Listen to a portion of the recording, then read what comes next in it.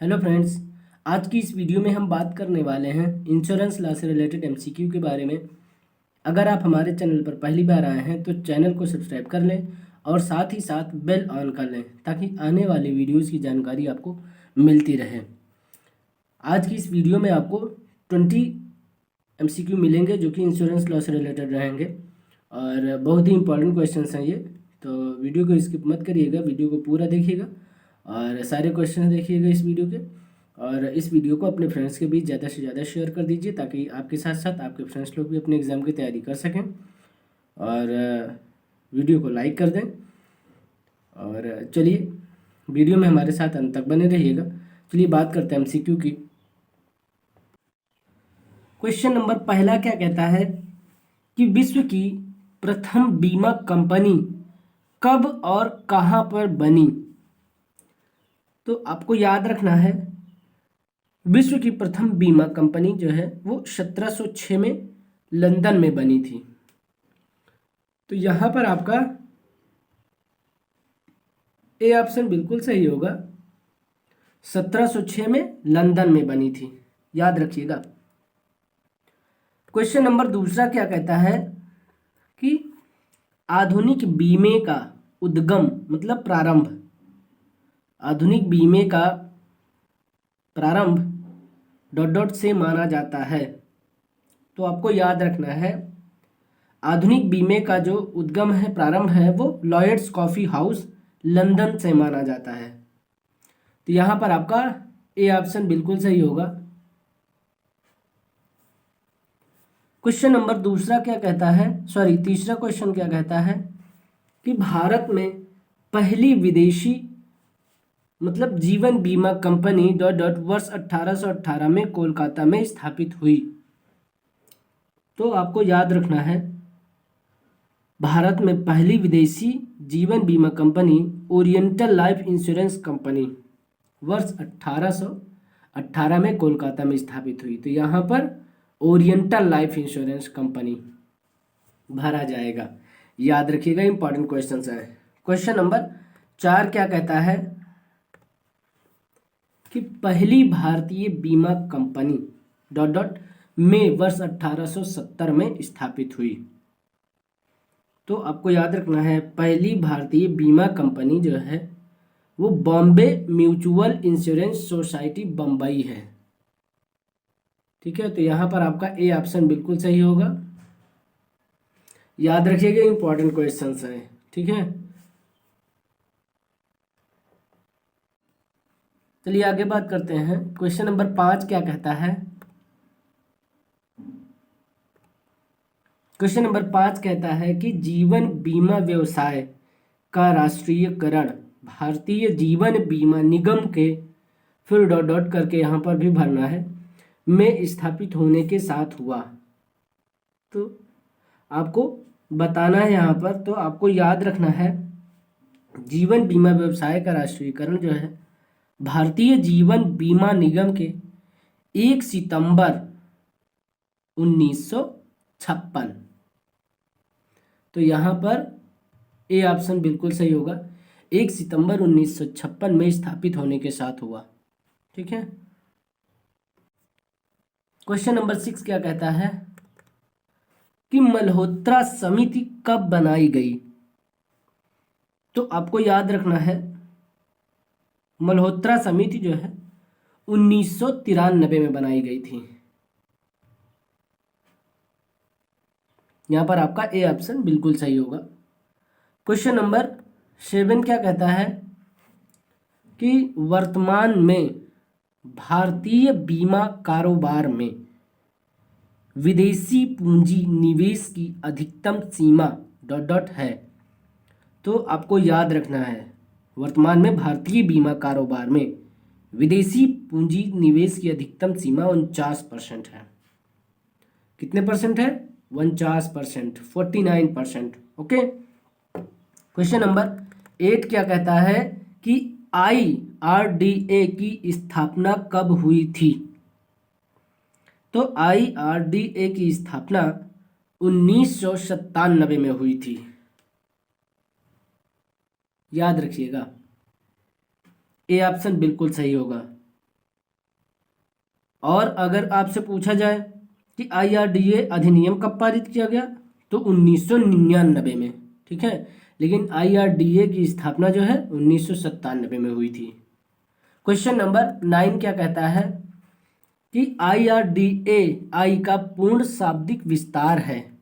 तो आपको इसका विस्तार बताना है। यहाँ पर 4 ऑप्शन में से कौन सा ऑप्शन सही है, तो आपको याद रखना है, याद रखिएगा, भारतीय बीमा विनियामक एवं विकास प्राधिकरण कहते हैं, ठीक है। IRDA का जो है शाब्दिक विस्तार पूर्वक जो है यहाँ पर भारतीय बीमा विनियामक एवं विकास प्राधिकरण होगा, याद रखिएगा। क्वेश्चन नंबर 10 क्या कहता है कि डाक जीवन बीमा एवं सरकारी बीमा योजनाएं डॉट के अधीन नहीं हैं।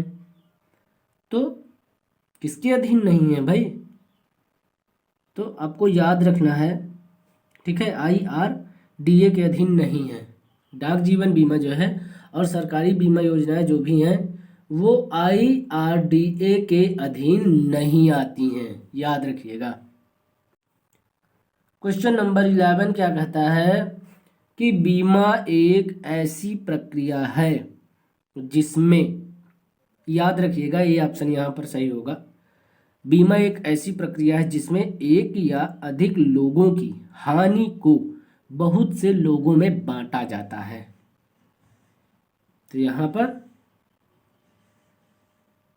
क्वेश्चन नंबर 11 का ए ऑप्शन बिल्कुल सही होगा। क्वेश्चन नंबर 12 की तरफ बढ़ेंगे। क्वेश्चन नंबर 12 क्या कहता है, याद रखिएगा, इंपॉर्टेंट क्वेश्चन है। क्वेश्चन नंबर 12 कहता है कि भारत में कुल कितने बीमा लोकपाल हैं।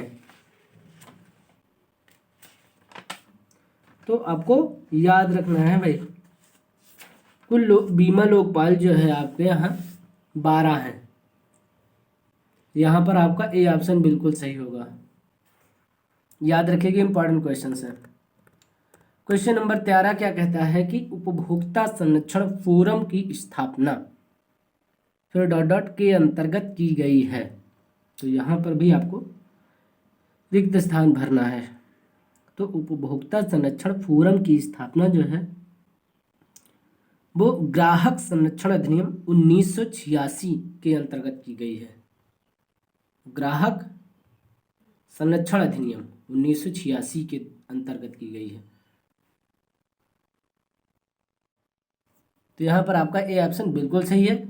चलिए बात करते हैं क्वेश्चन नंबर 14 की। क्वेश्चन नंबर 14 क्या कहता है कि बीमा लोकपाल की स्थापना कब की गई थी। तो बीमा लोकपाल की स्थापना जो है 11 नवंबर 1998 को की गई थी। 11 नवंबर 1998 को। चलिए आगे बात करते हैं। क्वेश्चन नंबर 15 क्या कहता है। क्वेश्चन नंबर 15 कहता है कि बीमा लोकपाल शिकायत पर कितने दिनों में अपना निर्णय देता है। तो आपको याद रखना है, देखिए बीमा लोकपाल शिकायत पर जो है 90 दिन में अपना निर्णय देता है। तो कितने दिनों में, 90 दिनों में, याद रखिएगा। ए ऑप्शन यहाँ पर आपका बिल्कुल सही होगा। क्वेश्चन नंबर 16 क्या कहता है कि IGMS का पूर्ण शाब्दिक विस्तार क्या है, बताना है आपको यहाँ पर। तो आपको याद रखना है भाई, इंटीग्रेटेड ग्रीवेंस मैनेजमेंट सिस्टम होता है इसका फुल फॉर्म, ठीक है। और इसका अर्थ क्या होता है कि एकीकृत शिकायत प्रबंधन प्रणाली, ओके। तो यहाँ पर आपका ये ऑप्शन बिल्कुल सही होगा। क्वेश्चन नंबर 17 क्या कहता है कि बीमा अधिनियम 1938 फिर डॉट के अंतर्गत बीमा पॉलिसी लेने के लिए प्रलोभन के रूप में छूट का उपयोग करने पर रोक लगता है। तो आपको यहाँ पर याद रखना है, इम्पॉर्टेंट क्वेश्चन है, ठीक है। तो आपको याद रखना है धारा 41 के अंतर्गत बीमा पॉलिसी लेने के लिए प्रलोभन के रूप में छूट का उपयोग करने पर रोक लगता है, याद रखिएगा। क्वेश्चन नंबर 18 क्या कहता है कि एक वैध अनुबंध का कौन सा तत्व बीमा प्रीमियम से संबंधित है? तो आपको याद रखना है प्रतिफल, यहाँ पर डी ऑप्शन सही होगा। ठीक है, प्रतिफल जो है बीमा प्रीमियम से संबंधित है। क्वेश्चन नंबर 19 क्या कहता है कि सामान्य कानून के तहत किसी अनुबंध को खारिज करने के लिए एक कारण का चयन करें। तो आपको याद रखना है गलत बयानी।